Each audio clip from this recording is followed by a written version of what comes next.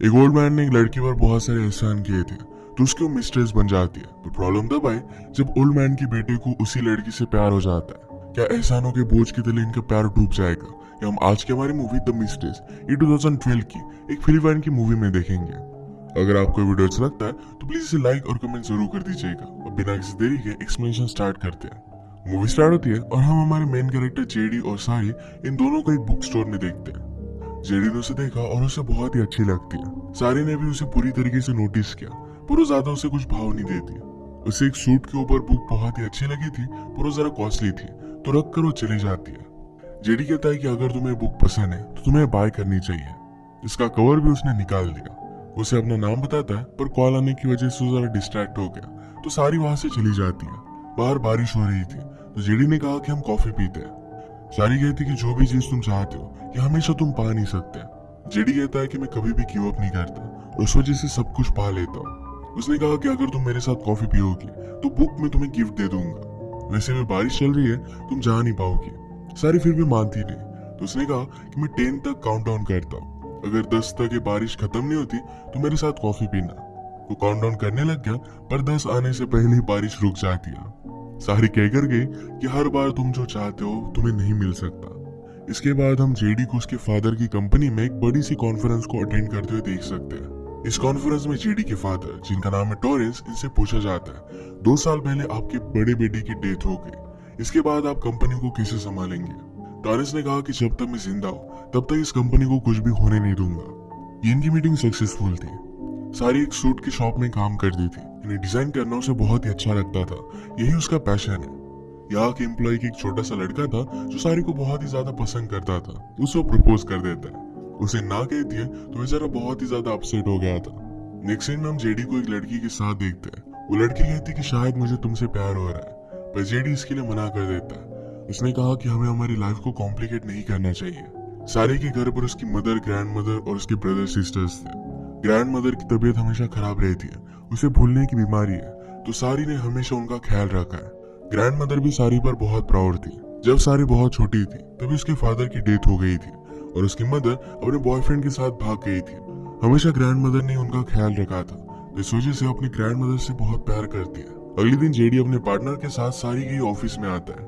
JD के father की इतनी बड़ी कंपनी है पर फिर भी एज आर्किटेक्ट वो कहीं और काम करता है क्योंकि अपने फादर से उसकी बनती नहीं। जेडी को एक बहुत बड़ा क्लाइंट चाहिए था पर अपने सूट इसी शॉप से सिलवाता है।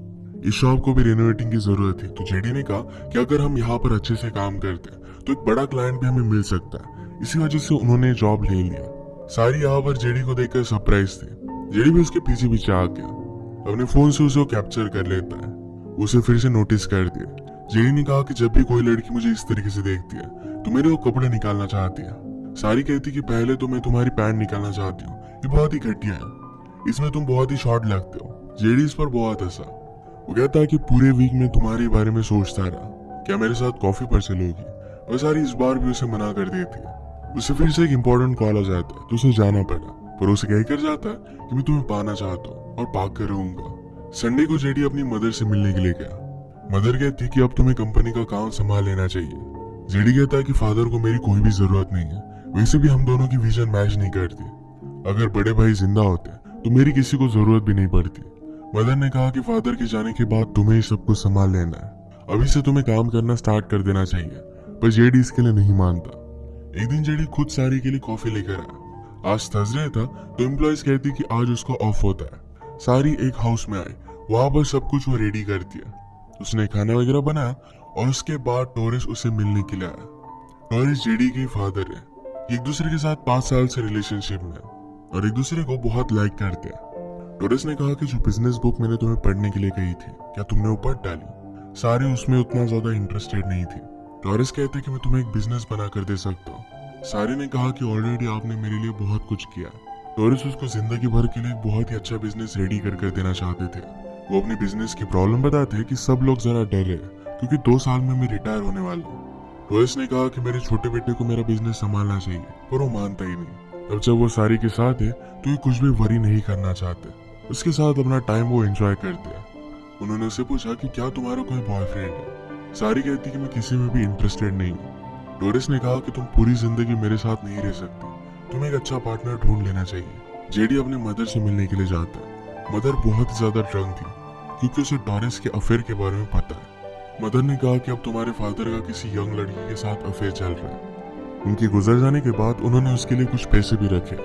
इस बात से वो बहुत ज्यादा डिस्टर्ब हो गई थी। जेडी कहता है कि आप डिवोर्स क्यों नहीं लेते। मदर कहती कि मैंने तुम्हारे फादर से प्यार किया है और वो जैसे भी है मेरे पास कोई भी ऑप्शन नहीं है। तुम भी लाइफ में कभी किसी से प्यार करोगे और उनके सारे फॉल्ट होते हुए भी उनसे प्यार करते रहोगे। अगले दिन जेडी गुस्से में अपने फादर से मिलने के लिए गई। फादर कहते कि अगर तुम कंपनी को ज्वाइन करना चाहते हो तो हमेशा तुम्हारी जगह यहाँ पर है। जेडी कहता है कि कभी भी आपको मेरी जरूरत नहीं थी। जब मैं यहाँ पर काम कर रहा था तो हर दिन आपने मुझे याद दिलाया कि मैं कितना बड़ा नालायक हूँ।